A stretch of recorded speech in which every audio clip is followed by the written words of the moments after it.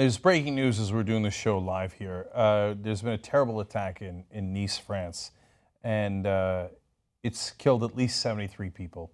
It's a tractor trailer that ran into people, started running over bodies, and in the beginning people thought it was an accident. Then they realized he's doing it on purpose. Since it is breaking right now, there will be a lot of details that will turn out to be not exactly right. So right now, all the news organizations are hurrying to get the right information. For example, the Associated Press says that there were arms and grenades inside the truck, and there was clearly some shootout with the police. The person who did this attack has been killed, but now conflicting reports about whether he shot back. That would make sense if there were arms and grenades, and he clearly had a very significant intent to kill people there. They were celebrating Bastille Day in France, and that's why a crowd had gathered there. It's a major criminal attack, according to AFP.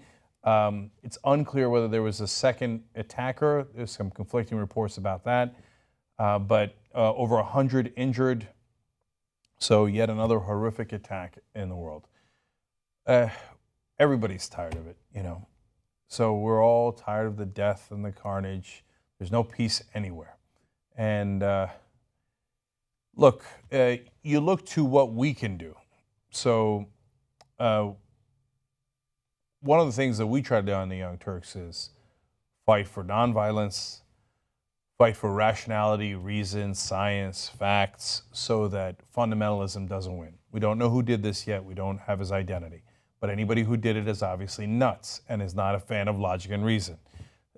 Second thing we try to do is prevent them from getting their hands on ways to kill people. Now, in this case, he used a tractor trailer to kill a lot of people. So it's not always an easy answer.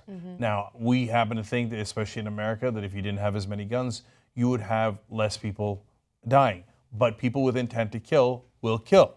And so now hopefully they can kill less people if it's less crowded, if it's less guns, etc. But that leads you to believe that obviously the second thing you got to do is go to the cause, right? So one is to try to eradicate fundamentalism. Another is to try to lessen the tools by which they can kill people. Here, this seems like almost nothing you could have done in that second regard. We'll see how much he fired into the crowd. How many of those people killed, we don't know yet.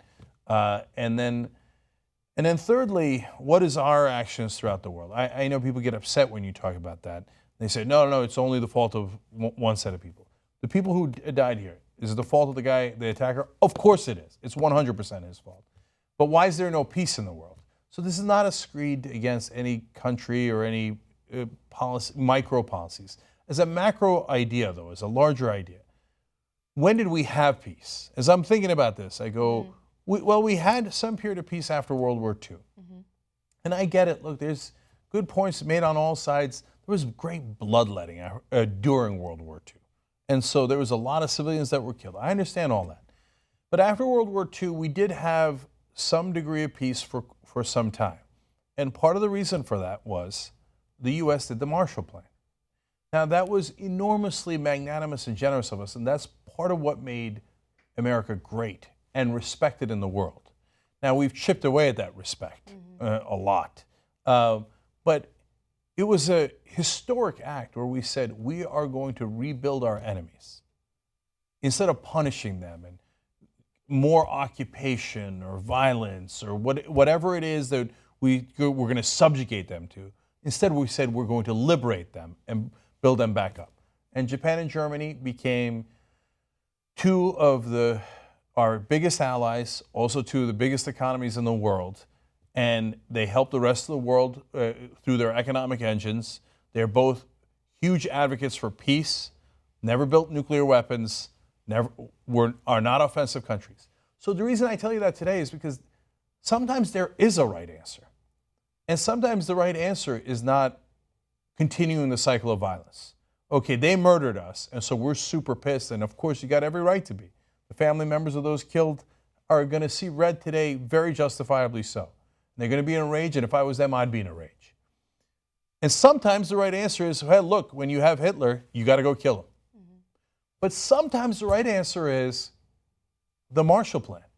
And you go in and you do something that winds up creating permanent allies. Instead of permanent war, a longer peace. It is possible. So that's why I'm asking everybody to think outside the box a little bit.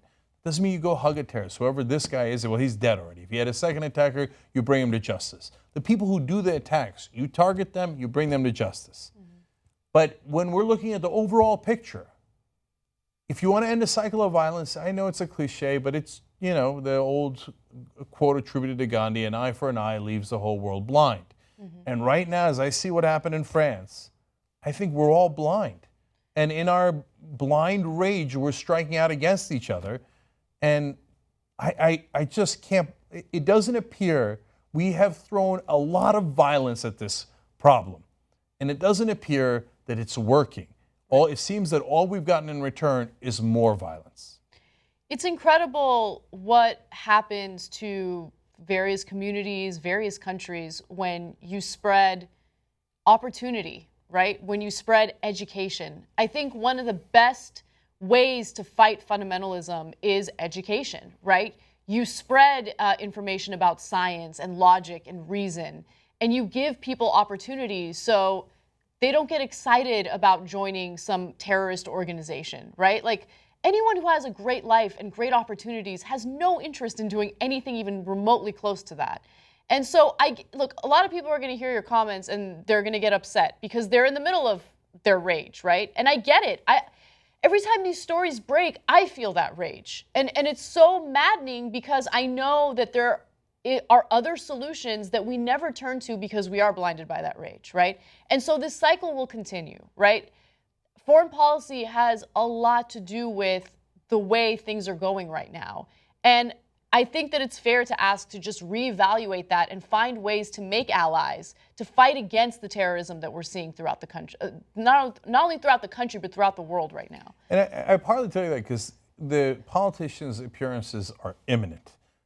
This just broke, and they will come out, and you know what Trump's going to say. I told you, we got to ban the Muslims. We don't know who did this yet.